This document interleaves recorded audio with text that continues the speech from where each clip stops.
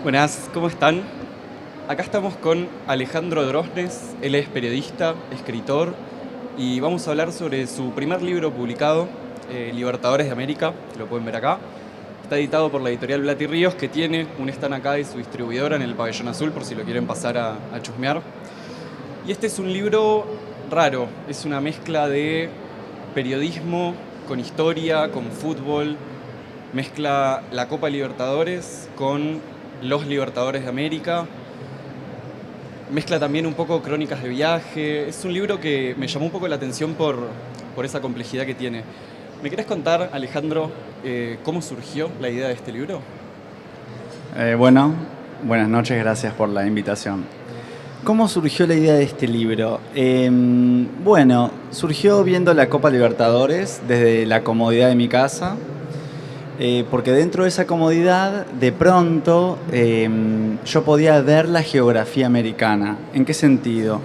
En el sentido de que los partidos, digamos, las transmisiones de los partidos, muchas veces empiezan mostrando no necesariamente algo futbolístico, sino el alrededor del estadio. Sucede que los camarógrafos se ponen a jugar, a mi entender, ¿no?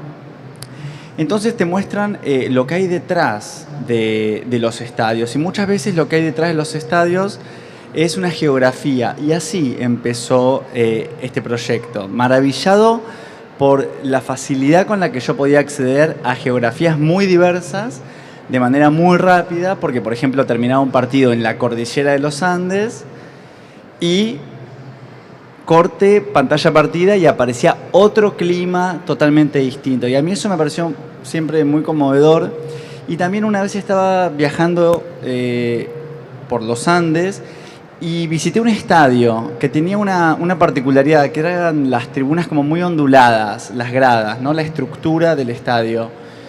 Y yo como que dije, este estadio lo vi por televisión en algún momento. Tuve esa duda y esa certeza, que yo ese estadio ya lo conocía. Entonces de pronto me di cuenta de que todo lo que yo veía por la televisión existía en la realidad, lo cual puede parecer muy obvio, pero para mí no lo es tanto. Y el proceso de escritura, porque tengo entendido que es un libro que vos primero publicaste por tu cuenta en 2021, si no me equivoco. Sí. Pero vos, ¿desde cuándo lo estabas escribiendo ese libro? Yo empecé a estar maravillado con la Copa Libertadores. Vamos a poner una fecha arbitraria. 2008-2009. En 2008 hubo un partido muy importante, a mi entender, que es el Real Potosí contra San Lorenzo de Almagro. Se jugó el 8 de marzo del 2008. Hacía mucho calor en Buenos Aires y uno podía ver lo que era el ámbito del partido. Y el ámbito del partido era lo que es Potosí todo el año, que es una heladera. Entonces yo decía, mirá qué locos, estamos acá en el calor viendo el frío, para empezar. Estamos acá en la llanura viendo el altiplano. Estamos acá viendo la cultura argentina, que era San Lorenzo, y estamos también viendo la cultura boliviana, que era Real Potosí. Y ese partido para mí fue muy importante porque ahí el clima se metía dentro del campo de juego directamente. O sea, vos podías ver el frío que tenían los jugadores. Y de hecho Ramón Díaz tenía un camperón icónico, diría. O sea, era un camperón que nunca había usado porque, bueno, estaba ahí. Y al poco tiempo, obviamente en ese mismo torneo, San Lorenzo jugó contra River. Y claro, yo dije, o sea que esto forma parte del mismo viaje.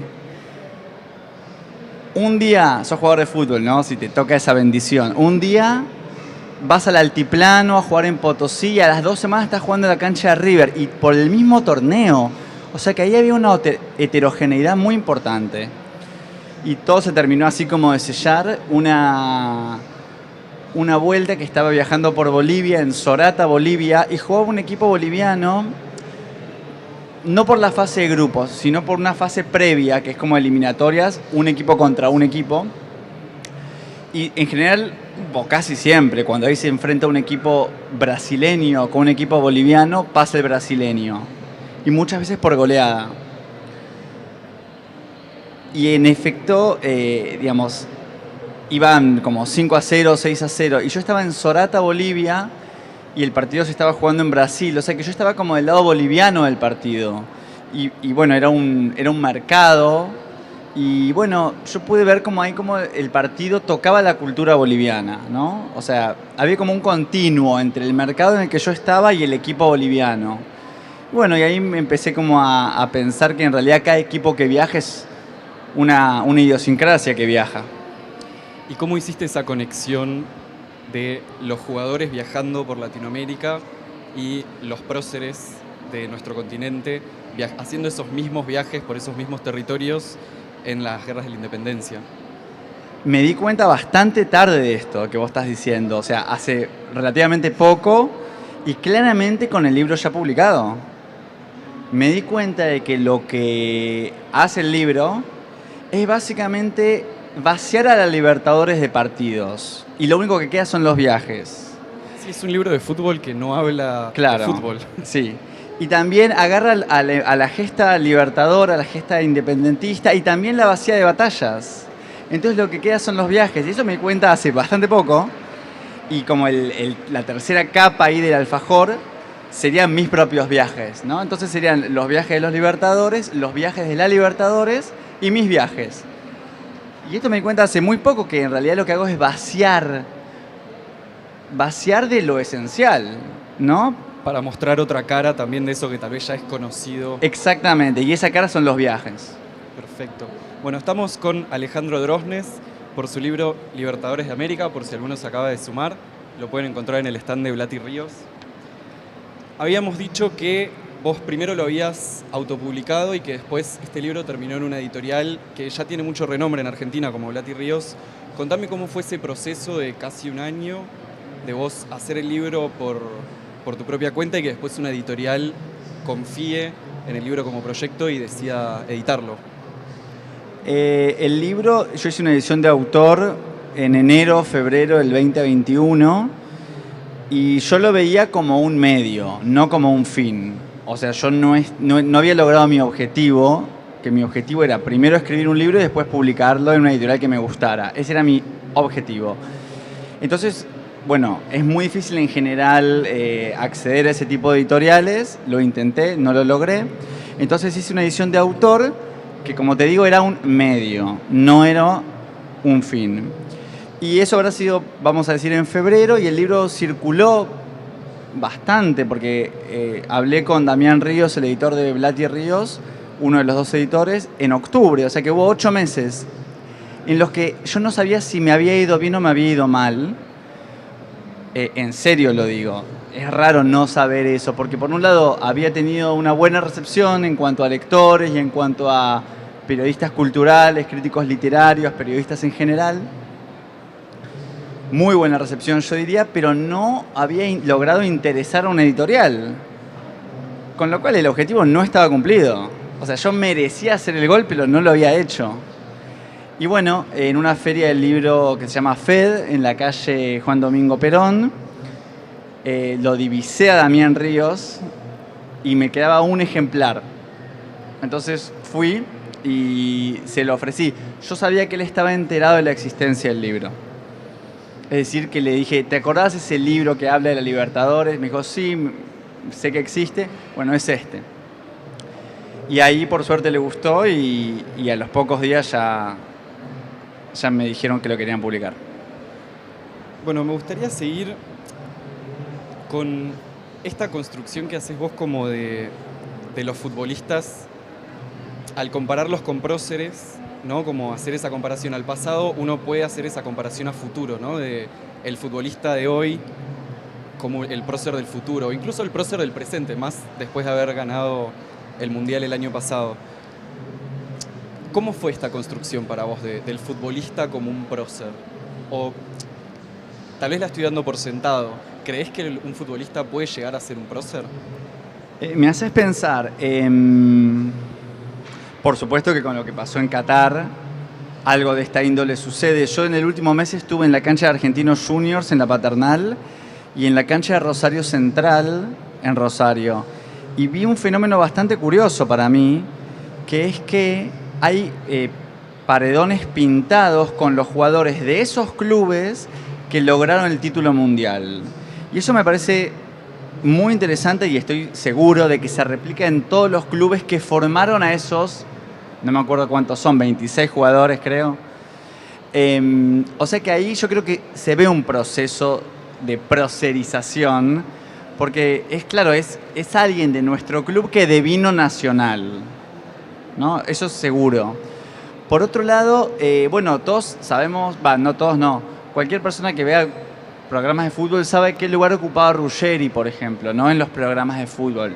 Un auténtico prócer porque básicamente estuvo en la batalla y la ganó. Entonces vuelve y lo que le puedan decir no es tan importante y realmente era una presencia única. Y yo creo que fue un movimiento medio tectónico lo que pasó, de que ahora, claro, Ruggeri no es más que Juan Foyt. Juan Foyt, la verdad es que jugó muy pocos minutos, pero Ruggeri no es más que el Cuti Romero. O sea que para mí hay un proceso muy interesante de sacralización de una persona.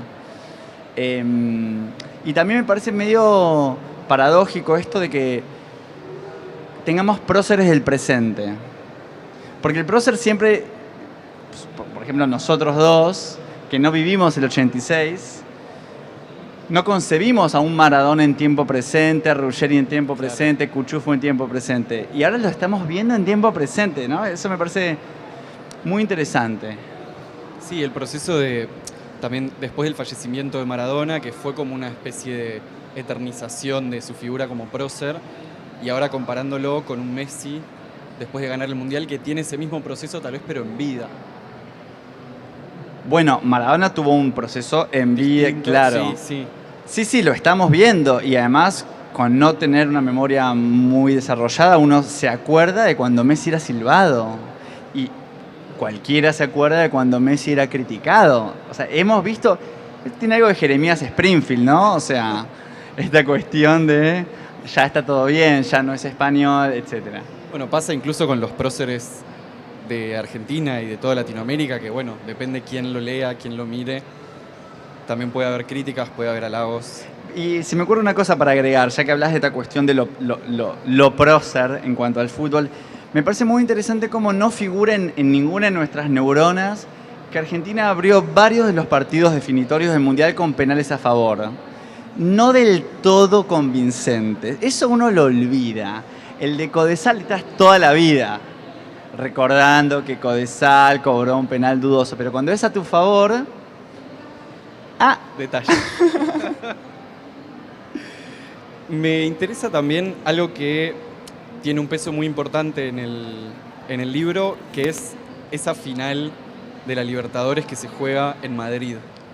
¿Por qué decidiste terminar el libro con, que también es el capítulo más largo, con esa final? Bueno, la verdad es que se me impuso por el peso del hecho. Cuando se definió que Boca y River iban a jugar la final en Argentina, todo el mundo, o mis amigos, mis conocidos, daban por sentado que yo iba a escribir sobre esa final porque era una final importante. Y yo te juro que hasta la mudanza del partido a Madrid no había escrito una línea, porque si bien tenía un peso futbolístico muy importante, no tenía un gramo de lo que yo busco, que es una correlación histórica, ¿no? Cuando se empezó a hablar de que el partido se iba a mudar a algún lugar, empecé ahí a parar la orejita como un burro, y viste, se decía que Bogotá, que Montevideo, Doha. Dije, bueno, acá puede haber algo. Y cuando surgió Madrid... Te vino al pelo. Me vino al pelo, varias personas me escribieron y un amigo en particular que es escritor me dijo, tenés que ir y es el capítulo final de tu libro. Bueno, la verdad es que fue loco porque eran las 2 de la tarde y para mí era un día normal y a las 8 de la noche yo tenía un pasaje a Madrid en 4 días, de los cuales 2 eran hábiles. O sea, era como que te saquen de tu vida y bueno. Y también le puso el fin a al proyecto, ¿no? Porque básicamente en ese momento empezó a correr un reloj. Yo dije, bueno, tiene que terminar con este partido y estaría bueno que no se aleje mucho en el tiempo este partido. O sea, si lo saco dentro de 10 años, este libro ya va a quedar un poco viejo. Claro. Así que en el vuelo a Madrid agarré todos los capítulos y empecé a pensar qué orden podía ponerlos y demás. Y me acuerdo que una pasajera que estaba cerca, yo prendí la lucecita individual del avión y me dijo, ¿no la vas a apagar nunca? Porque fueron 12 horas de que yo estaba con el orden de los capítulos.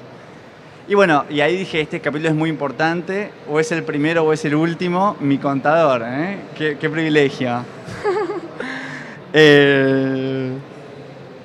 Digo, puede ser el primero o el último y por cuestiones así conceptuales terminó siendo el último. Perfecto, bueno, y para terminar, te pregunto, ya que hablamos del Mundial, hablamos de la Copa Libertadores, vos como fanático de fútbol, ¿qué preferís ganar, un Mundial o una Libertadores? Y supongo que un Mundial, porque la Libertadores, la verdad que tengo simpatías por los clubes, pero no muy definidas. O sea, estaba definida, pero se fue deshaciendo. Okay. Así que bueno, un Mundial, para la alegría del pueblo. Bueno, ya lo has ganado, así que... Ya lo he ganado. También he ganado Libertadores. Bueno, él es Alejandro Drosnes, autor de Libertadores de América, lo pueden conseguir en Blat y Ríos. Muchas gracias. Gracias.